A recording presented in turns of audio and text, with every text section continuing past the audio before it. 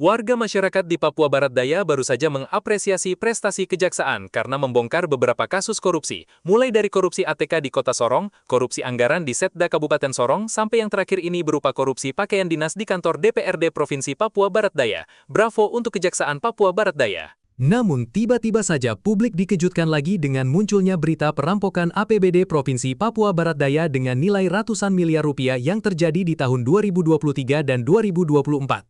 Siapa sajakah oknum pejabat yang terlibat perampokan APBD Provinsi Papua Barat Daya? Mari kita bongkar. Aksi perampokan APBD yang dilakukan oknum pejabat ini adalah dengan berkedok memberikan bantuan dana hibah kepada beberapa yayasan keagamaan dan yayasan pendidikan swasta secara membabi buta dengan tujuan untuk menghabiskan anggaran APBD Provinsi Papua Barat Daya yang saat itu sebesar lebih dari 7 triliun rupiah. Salah satu bantuan yang sangat tidak masuk akal adalah dengan adanya bantuan operasional sekolah sebesar lebih dari 100 miliar rupiah kepada Golden Gate School yang berlokasi di depan Polresta Sorong.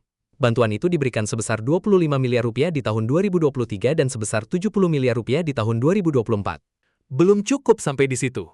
Ada lagi bantuan pengiriman siswa Golden Gate untuk melanjutkan kuliah di negeri tirai bambu di Cina sebesar 35 miliar rupiah. Yang paling menghebohkan adalah siswa yang dikirim ke Cina sebagian besar bukan anak-anak asli Papua, tapi anak-anak dari keluarga pejabat yang saat itu mengatur program belajar di luar negeri ini. Tidak percaya? Coba saja dibuka nama-nama anak penerima beasiswa tersebut.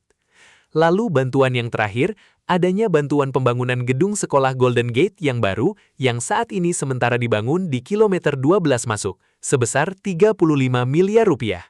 Tentu saja kabar ini membuat publik bertanya-tanya, bagaimana tidak? Masih begitu banyak sekolah-sekolah negeri di Papua Barat Daya yang dalam kondisi tidak layak yang butuh bantuan.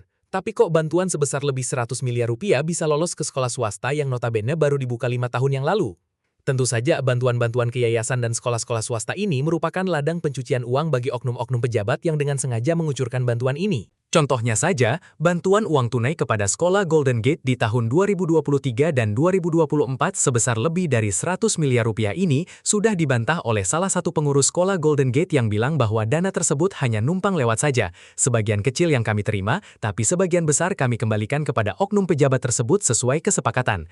Kami punya bukti bahwa dana-dana tersebut kami tidak menerima sebesar yang diberitakan. Bau busuk ini terbongkar setelah audit BPK yang menemukan bantuan tidak wajar ke beberapa yayasan yang nilainya mencapai ratusan miliar rupiah di tahun 2023 dan tahun 2024 yang tidak jelas asal-usul yayasannya. Bahkan menurut laporan audit BPK bahwa ada yayasan yang baru saja didirikan hanya untuk menerima bantuan tersebut. Ada beberapa yayasan bahkan tidak jelas di mana kantornya. Gubernur Elisa Kambu yang baru saja dilantik tentu saja sangat kaget mendengar audit BPK di mana ratusan miliar rupiah dana APBD Provinsi Papua Barat yang diberikan kepada beberapa yayasan yang tidak jelas. Elisa Kambu menegaskan ini jelas-jelas perampokan APBD, harus diusut tuntas. Dana ini harusnya bisa digunakan untuk memperbaiki ratusan sekolah-sekolah yang saat ini sedang rusak, menambah ratusan ruang kelas yang saat ini sedang kekurangan, membangun rumah guru dan lain-lain. Saya minta aparat penegak hukum harus cepat bergerak, mengusut oknum-oknum pejabat yang terlibat dalam pencairan dana-dana bantuan ini.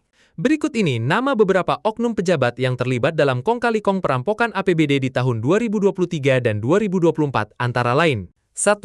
Harjito B. SSTP MSI, saat itu menjabat sebagai Kepala BPKAD Provinsi Papua Barat Daya. 2. Rahman SSTP MSI, saat itu menjabat Kepala Baperida Provinsi Papua Barat Daya. 3.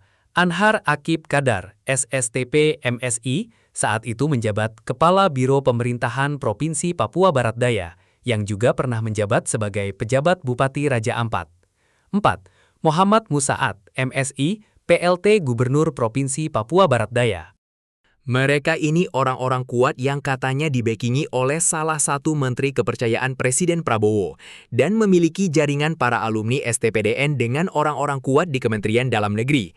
Sehingga konon katanya mereka-mereka ini tidak bisa tersentuh hukum di negara Konoha. Nah, apa benar mereka benar-benar sakti? Kita tunggu dan buktikan, apakah aparat penegak hukum masih punya nyali untuk membongkar kasus perampokan APBD Provinsi Papua Barat Daya saat itu. Bagi siapa saja yang menerima video ini, tolong dibagikan ke semua orang yang Anda kenal, biar pelaku perampokan APBD Provinsi Papua Barat Daya ini segera ditangkap dan diproses hukum. Bagikan terus video ini biar sampai ke telinga Presiden Prabowo, Kejaksaan Agung Republik Indonesia, serta Komisi Pemberantasan Korupsi KPK. Dengan membagi video ini, Anda sudah ikut memberantas korupsi di Papua Barat Daya.